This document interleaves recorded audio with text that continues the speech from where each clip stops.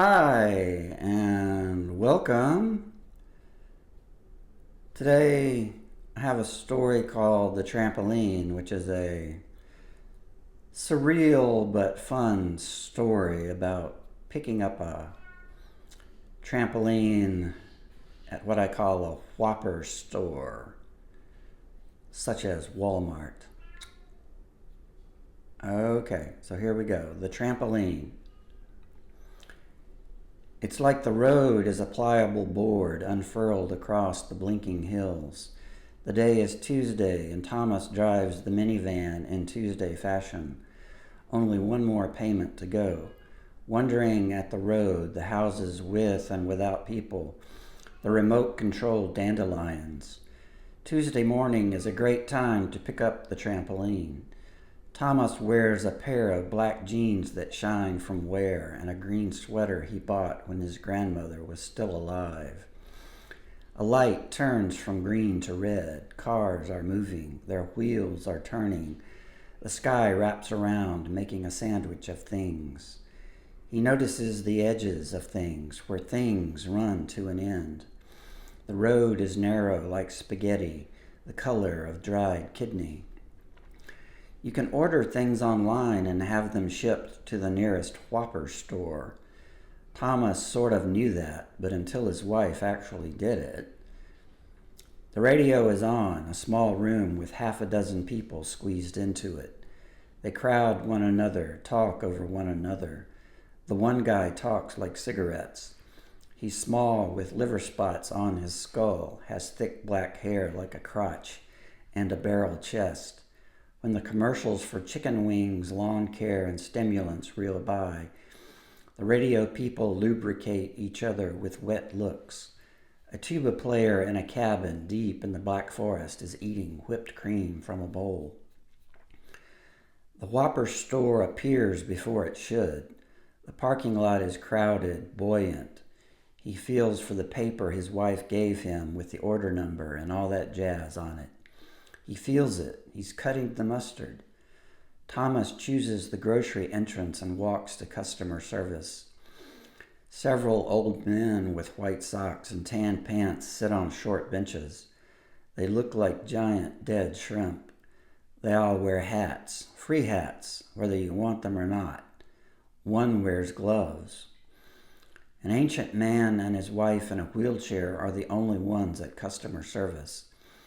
She sits with her hands in her lap like a baby bird in a warm nest. Her face is red and chapped, her hair gray and short.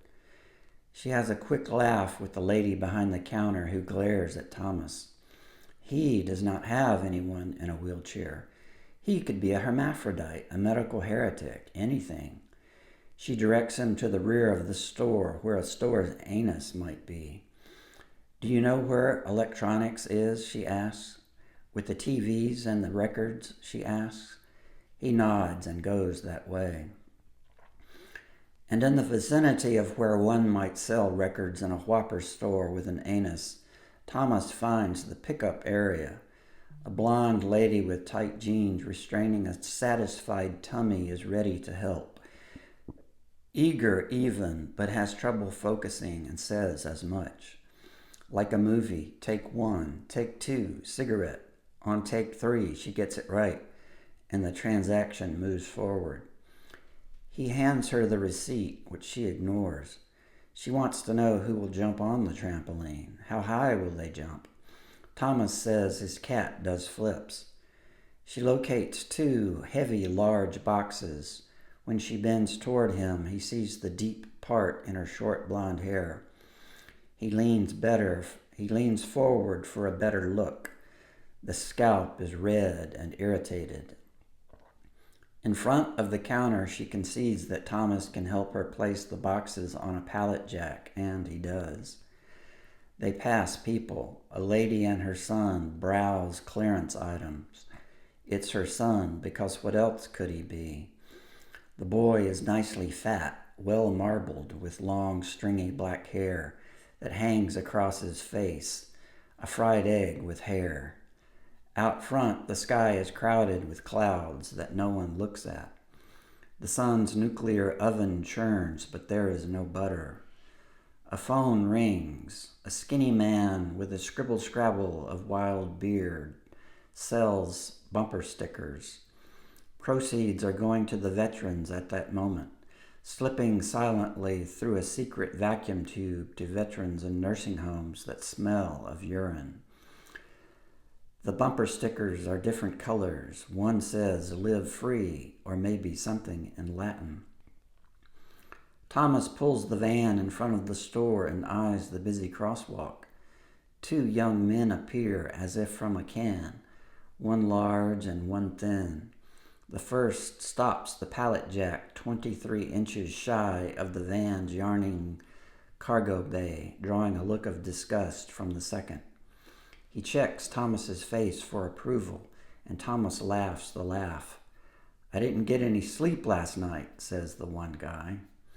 The parking lot sways, is jubilant.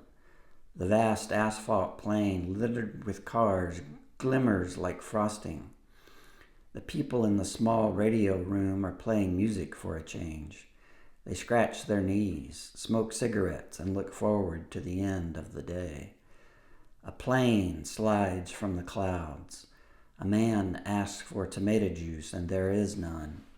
He looks down, and it's like the road is a pliable board, unfurled across the blinking hills. The end. Yes, Thomas has gone and retrieved the trampoline. And now he has to put it together, which is a real bitch.